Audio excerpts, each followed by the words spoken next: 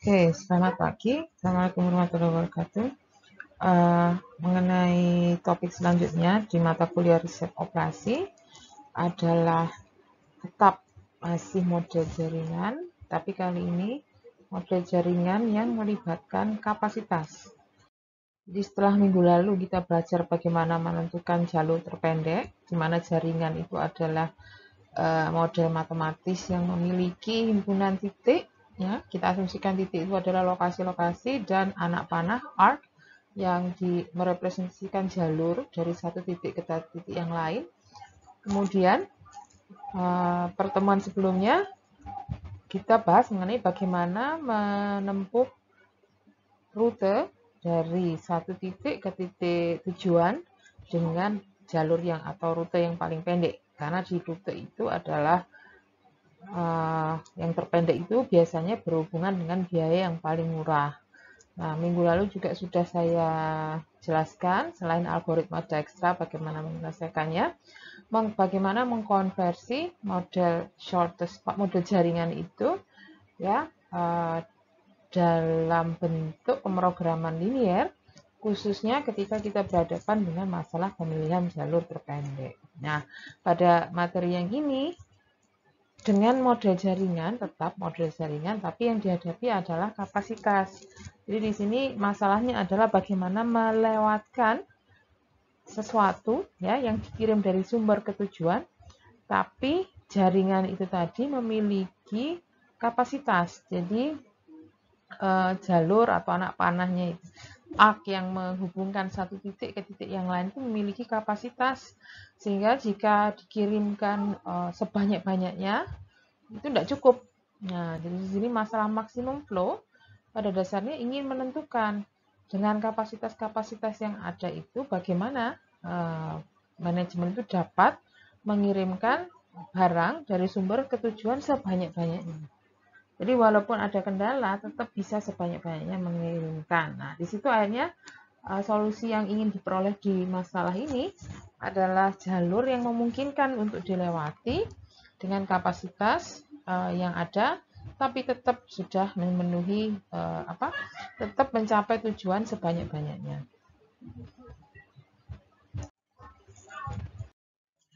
Ini contoh dari jaringan yang akan dipakai untuk mengilustrasikan masalah maksimum flow. Jadi ada source, di sini sumber, bolehlah kamu kasih nomor angka, silahkan. Di sini untuk lebih mudahnya saya beri notasi S. Kemudian destination di sini adalah tujuan akhirnya. Sedangkan titik-titik di tengah-tengah ini seperti titik perantara. Jadi kalau misalkan ini tadi pengiriman, ini seolah transit ya. Jadi sewaktu mau mengirimkan dari S ke D tidak ada jalur langsung, tapi jalurnya transit, entah transitnya kemana dulu. Yang jelas kalau dari S ya pasti harus ke 1. Cuma setelah dari 1 kan masih ada opsi, mau ketiga baru D atau 1, kedua dulu baru D. Yang saya tuliskan di sini, bedanya dengan shortest path, kalau shortest path yang dituliskan di sini adalah jarak. Sedangkan maksimum flow di sini 2, 4, 3, 3 ini adalah kapasitas. Ya. Asli kapasitas yang benar-benar kapasitas di sini adalah yang ada di arc yang menghubungkan S ke D, walaupun ada beberapa alternatif. Tapi ada satu anak panah yang sebenarnya ini buatan juga, ya, yang bukan aslinya jalur yang memang ada di permasalahan, tapi ini harus ada karena nanti konsep dari maksimum flow itu harus ada conservation flow. Apapun yang dikeluarkan, produk yang dikeluarkan dari satu titik, yang dikirim dari satu titik itu sama dengan yang masuk ke titik tersebut. Jadi kalau kita berhenti sampai D sini saja, kan ada terkumpul barang masuk ke D, ya nggak nyambung dari D ke S-nya seperti apa. Jadi di sini dibuat seolah-olah ya dari D ini masih ada arus yang kembalikan lagi ke S, seolah-olah seperti itu. Tapi solusi yang realnya sebenarnya yang dari S ke D saja. Ini hanya buatan untuk mempertahankan outflow sama dengan inflow yang nanti dipakai di dalam pemodelan pemrograman linearnya. Oke, jadi di sini ada tulisan A0 kapasitas buatan untuk flow yang mempertahankan aliran masuk dan aliran keluar yang berasal dari D menuju S. Aslinya tidak ada. Nah, sekarang jika ingin menyelesaikan masalah maksimum flow ini, ya, digunakan pendekatan transshipment seperti yang pernah saya jelaskan di shortest path. Bagaimana memodelkan masalah jaringan ini menjadi masalah transshipment. Jadi masalah transshipment adalah masalah penentuan pengiriman barang dari sumber ke tujuan yang kodenya dinyatakan sebagai X, IJ, I menyatakan sumbernya, J itu tujuannya. Berapa banyak produk yang dikirim dari I ke J, ya itu nanti yang menjadi permasalahan di transshipment atau LP bagi maksimum flow ini. Cuman di sini ya ada aturan I-nya, ya di sini ada berapa? Ada titik, ada S 1, 2, 3 dan D. Ya, ada 5 titik di mana yang 2, yang 1 sumber, yang 1 tujuan, yang sisanya itu transit, titik transit saja. Di dalam penentuan ini, penentuan transshipment problem yang setara dengan maksimum flow ini, sumber itu boleh dari titik S 1, 2, 3, jadi semua titik kecuali destination. Sebaliknya untuk J yang sebagai tujuan, semua titik kecuali sumber. Masuk akal ya? Jadi karena I itu adalah asal, ya, bisa kamu lihat sendiri nih. S ini tidak terlepas dari A, 0, terlepas dari anak panah ini. A ini sifatnya hanya mengirimkan. Ya, ini kan buatan tadi abaikan saja. Jadi sebenarnya tidak ada sesuatu yang masuk ke S. Ya, tidak ada produk yang menuju S karena S itu sumber. Satu, bisa berperan sebagai sumber mengirimkan ketiga atau kedua, bisa juga berperan sebagai tujuan. Dari siapa? Dari S. 2 juga begitu, dia bisa berperan sebagai sumber dari menuju D, ya, sumber menuju D destination-nya, atau sebagai tujuan dari pengiriman yang berasal dari 1 atau yang berasal dari S. 3 sama perannya seperti titik 1 dan 2. Dia sebagai sumber menuju D sebagai tujuan ketika dia menerima pengiriman dari 1. Jadi 1, 2, 3 ini berperan dua-duanya sebagai sumber maupun sebagai tujuan. Namun titik S hanya sumber, titik D hanya tujuan. Sehingga setting dari XIJ jalannya adalah seperti ini. Nah, sedangkan untuk yang berasal dari dummy ke S ini dinotasikan X0. Seolah-olah ini jadi tidak real ya, bukan pengiriman yang sebenarnya. Karena ini tadi kembali lagi seperti cerita, tujuannya itu untuk mempertahankan arus barang masuk ke sumber, arus barang masuk ke tujuan dan yang keluar dari sumber. Gitu. Oke.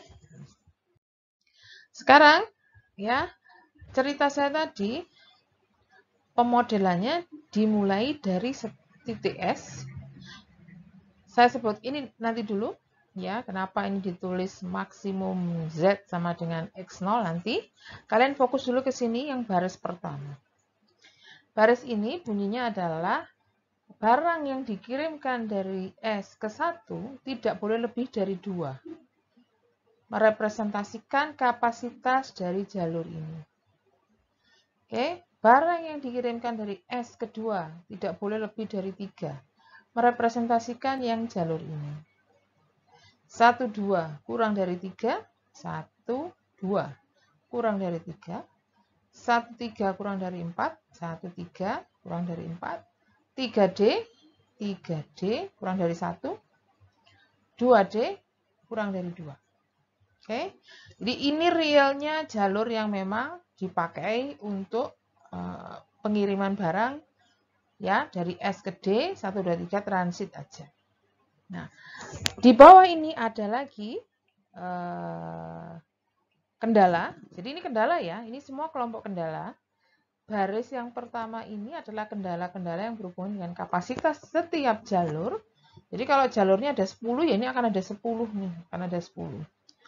Kalau yang bawah ini, kendala yang berhubungan dengan arus masuk dan keluar dari satu titik. Dan ini harus didefinisikan untuk setiap titik yang ada di network ini. Ya, tadi saya sudah bilang ini ada 5, maka kamu mendefinisikan ini untuk seluruh 5 titik itu. Dimulai dari titik S misalkan. S. Titik S ya. Di sini baru kamu bisa lihat peran dari arus buatan dari D ke S. Jadi kalau nggak ada ini, persamaan ini tidak bisa kita wujudkan. Jadi aneh jadinya. Satu network ini jadi seolah-olah tidak ada close ya, tidak tertutup. Yang nyampe di D entah kemana gitu ya. Padahal sebenarnya ya setelah nyampe di D dipergunakan, tapi ini kan ceritanya kita menunjukkan arus keluar masuknya. Jadi seolah-olah dikembalikan lagi ke sini. Ya, jadi untuk S di sini yang ruas kiri melambangkan yang masuk ke titik S sebanyak X0 sama dengan yang dikeluarkan dari S. Dari S ada 2 anak panah. Ya, dikeluarkan menuju 1 XS1 menuju 2 XS2. Demikian pula untuk titik 1. Titik 1, ruas kiri ini untuk yang masuk, ruas kanan ini untuk yang keluar. Kamu lihat dari gambar. 1, ini mendapatkan pengiriman dari S, makanya bunyinya XS1. Yang keluar X13 dan X12. 1213. Dan seterusnya untuk titik 2. Titik 2 mendapatkan 2 aliran masuk. Aliran masuknya dari 1, 2, dan dari S2 yang keluar hanya 1 sebaliknya. Ya. 13 sama dengan 3D, ya karena titik 3 ini arus masuknya 1 saja dari titik 1, yang keluar juga 1 menuju titik D. Oke. Yang terakhir, balik lagi menggunakan yang arus buatan tadi. Jadi yang masuk ke titik D ada 2. Nah, kalau tidak ada buatan tadi, kemana? Gitu ya. Padahal kendala ini semua harus berupa persamaan in out. Ya, yang masuk sama dengan yang keluar. Makanya pemanfaatan arus buatan ini tadi melengkapi yang keluar dari D. Ya.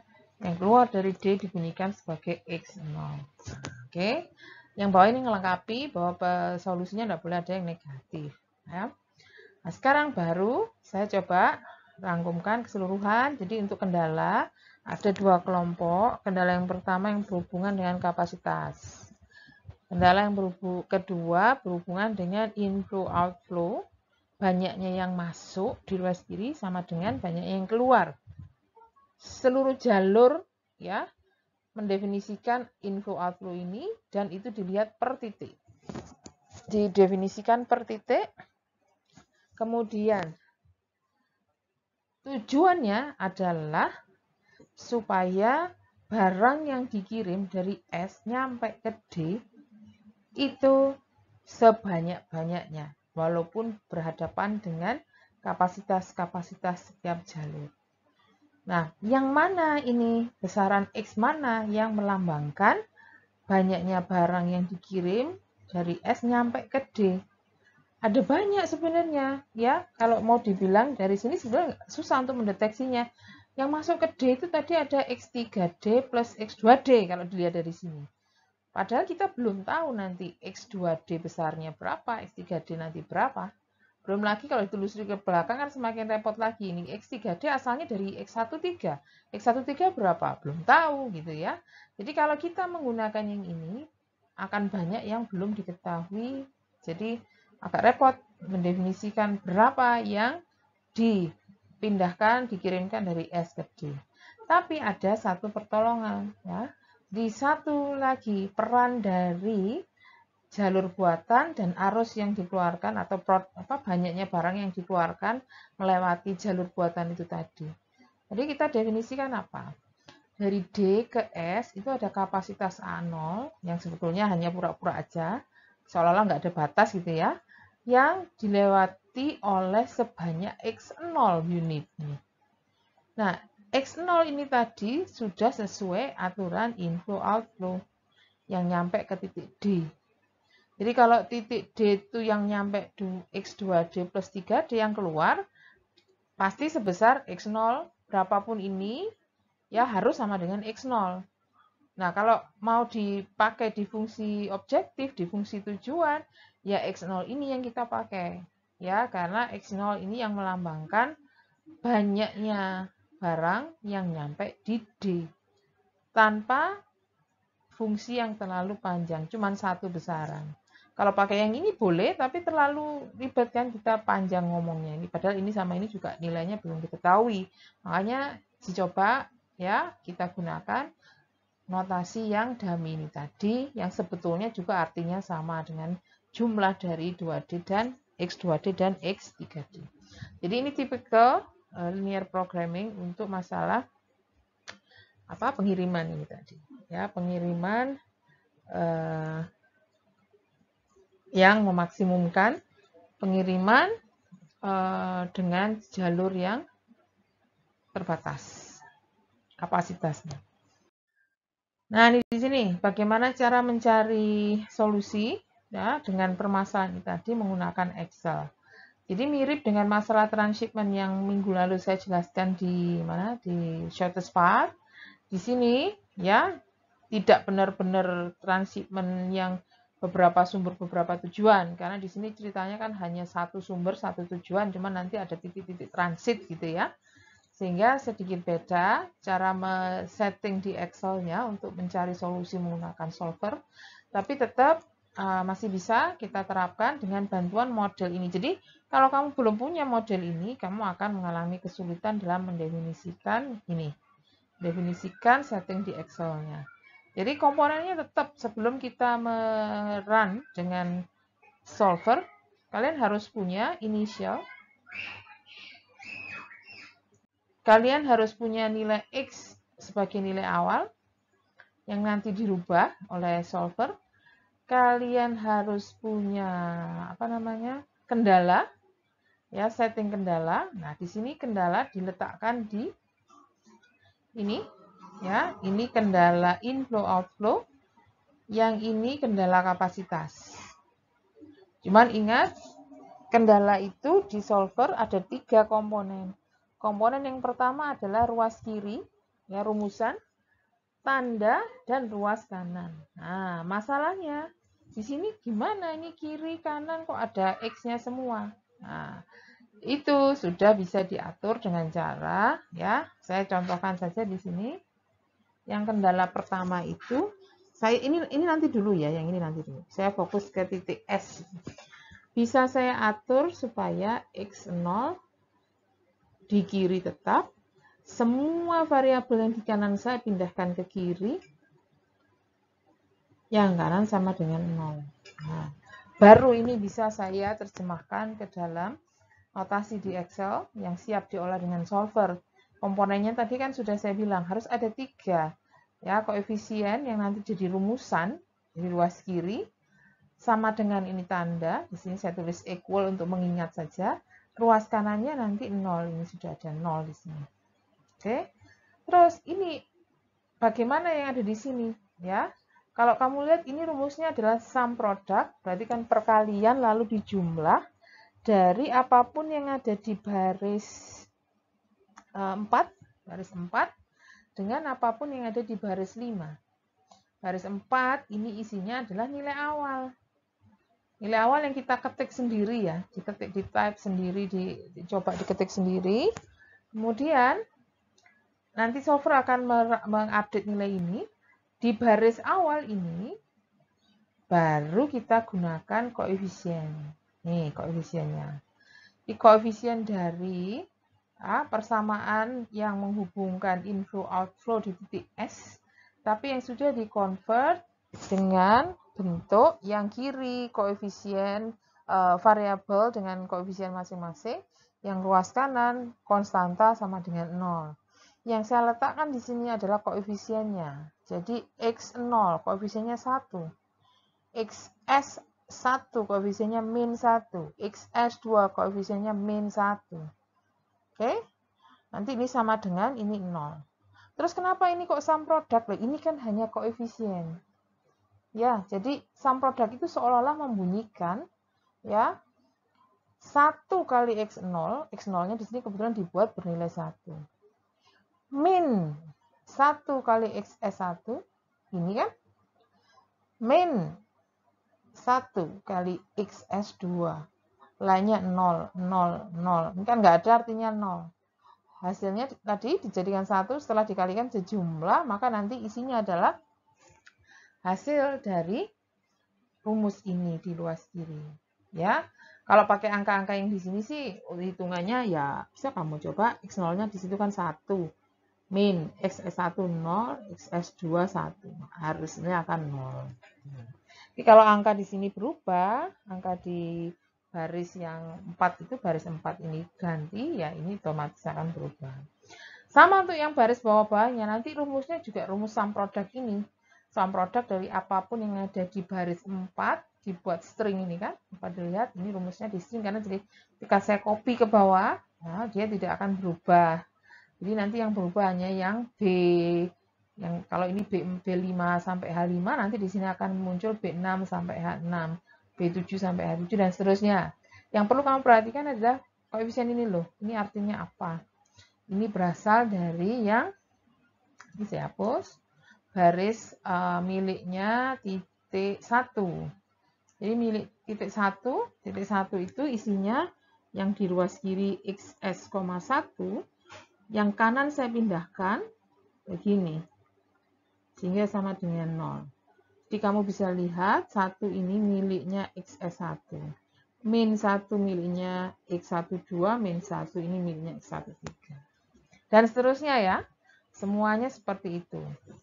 Kamu tinggal memindahkan semua di ruas kiri dan koefisien-koefisiennya diletakkan di tabel yang di bawahnya initial value. Nanti setelah ini diisi lengkap, baru ini lengkap sampai baris miliknya titik D, baru kamu terapkan rumus sum product ini. Oke, di copy ke bawah. Nah, sekarang saya ingin menunjukkan kendala kapasitas. Kapasitas ini saya tulis 2, 3, 3, 4, 2, 1. Ya, nanti tinggal menginputkannya ke dalam solver. Ya, jadi masing-masing nanti kalau ingin dilihat, ya, artinya nanti nilai XS1 nggak boleh lebih dari 2. Nilai XS2 nggak boleh lebih dari 3. XS12 tidak boleh lebih dari 3, dan seterusnya. Nanti itu yang akan dipakai di solver. Ya. Nah, sekarang fungsi objektif. Fungsi objektif tadi bunyinya kan maksimum Z sama dengan X0. Nah, cuman X0 sesuai dari persamaan yang tadi saya tunjukkan, yang inflow outflow, dia kan inflow outflow yang ada di titik D atau yang ada di titik S ya. Boleh kamu pakai yang di titik S, boleh, yang kamu pakai di titik D boleh. Nah, ini berhubung di sini yang tulisannya rumusnya kamu lihat C4 plus D4, kenapa kok yang dipakai C dan C4 dan D4 ya? Ini yang saya pakai ketika didefinisikan titik pada inflow outflow pada titik S. Di pada titik S ada bunyinya arus yang masuk ini kan.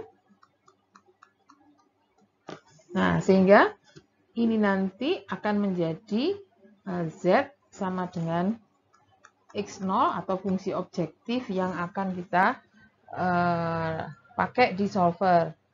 Jadi yang murni initial value itu hanya XS1 sampai X3D. Yang diisi angka-angka diketik terserah kita.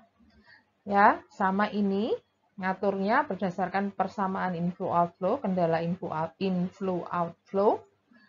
Ya, ini juga diketikkan saja, ini diketikkan saja, yang ini rumus sum product dari ini kali tiap baris. Ini fungsi objektif juga berupa rumus. Jadi ada beberapa tempat yang tinggal diinputkan angka, beberapa tempat yang harus menggunakan rumus. Ya, dipelajari lagi. Nah, sekarang bagaimana ngeset solver? Nah, nanti Ya, solver seperti biasa nanti pas diskusi akan saya coba praktekkan. Masuk ke data solver ya. Kemudian di sini harus kamu sorot letak dari fungsi objektif. Ya, letak dari fungsi objektif tadi posisinya di sel B4. Yang rumus itu tadi info XS1 plus XS2 ya kalau nggak salah masuk situ. Kemudian dimaksimumkan. Changing variable ya, by changing variable cell ini sorot sel-sel yang isinya initial value mulai XS1 sampai X yang terakhir. Jadi enggak ini perkecualian X0-nya enggak, karena X0-nya sudah dipakai di sini ya. Kemudian constraint ini ada dua kelompok. Kelompok yang pertama adalah kendala inflow outflow yang sama dengan tadi ya. Yang ini rumusan sum product. Yang ini. Ini rumusan sum product sama dengan ini kolom yang isinya 000 semua. Nah, sedangkan yang atas adalah kendala kapasitas karena di sini tandanya kurang dari sama dengan. Ya, yang ini posisi initial value yang di atas, yang ini adalah posisi dari besaran kapasitasnya. Cek lagi di Excel ya, PPT yang tadi slide yang ada Excelnya tadi. Tapi kalau masih kurang jelas akan saya jelaskan ulang nanti waktu sesi diskusi. Dan tambahkan kendala non negativitas dan algoritma simplex karena ini masih pemrograman linear. Oke. Nah, outputnya nanti ya ini tadi kendala rumusan sum product di kendala inflow outflow sama dengan yang luas skala 00. Ini adalah kendala tadi ruas kiri yang kendala kapasitas, tandanya semua kurang dari sama dengan ya, yang ini ruas kanannya. Itu. Ada dua kelompok tadi. Jangan yang ini kan tidak berubah, setelah solver di run yang berubah adalah angka-angka yang di sini. Berubah angkanya. Ya, tadi kan ada 1, 0 atau berapa gitu, yang ini nilainya bukan 3 tadi. Kalau di jumlah beneran bukan 3. Nah, sekarang berubah angkanya menjadi 3. Nah, yang saya kotai inilah solusinya sudah. Dan ini juga terlihat dari sini ketika angka-angka ini yang dipakai sum product, rumusan sum product ini otomatis akan sama dengan 0. Oke. Nah, kalau masih bukan sama dengan 0 berarti kan solusinya salah. Karena ini solusi ini sudah menjamin bahwa semua perkalian antara nilai-nilai X dengan koefisien-koefisien ini hasilnya 0. Kemudian angka ini semua nilainya kurang dari 2, kurang dari 3, kurang dari 3, kurang dari 4, kurang dari 2, kurang dari 1. Betul kan? Semua. Nah, jadi solver mencarikan solusi dengan memenuhi syarat kendala inflow outflow dan kendala kapasitas. Nah, sekarang bagaimana bunyinya? Bunyi solusinya. Nah, bisa kamu lihat sendiri di situ. Saya tuliskan ya, jadi 2 ini kan kapasitas, 4 kapasitas, 1 kapasitas, yang di dalam kurung ini adalah solusinya. Ya, saya mulai dari XS1. XS1 di situ dibilang isinya 2. XS2 1.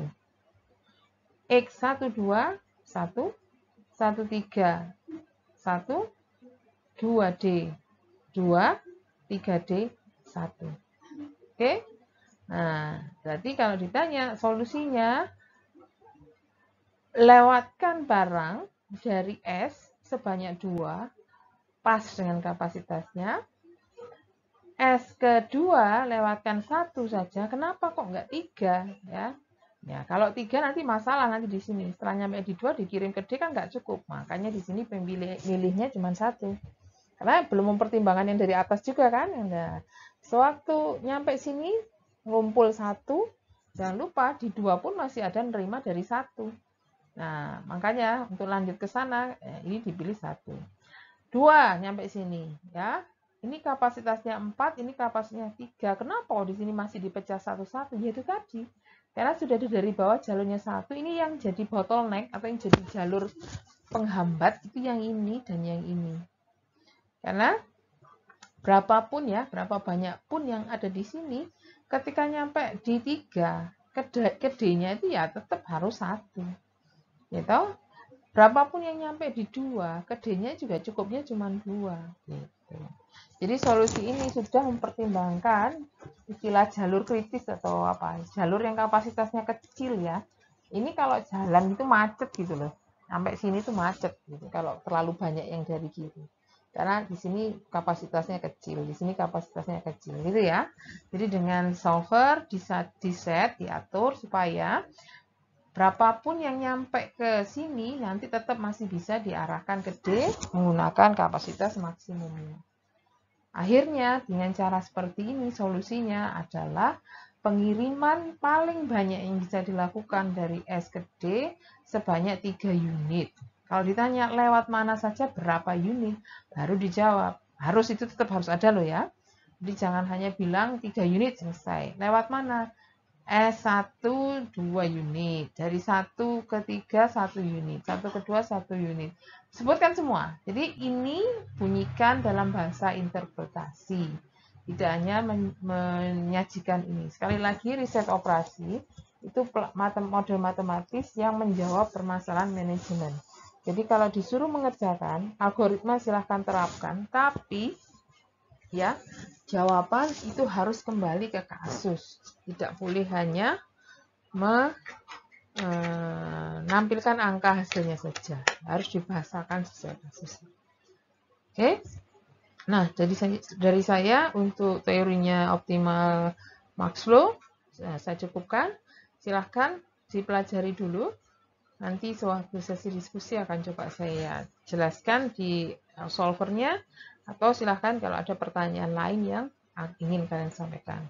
Atas perhatiannya terima kasih. Assalamualaikum warahmatullahi wabarakatuh.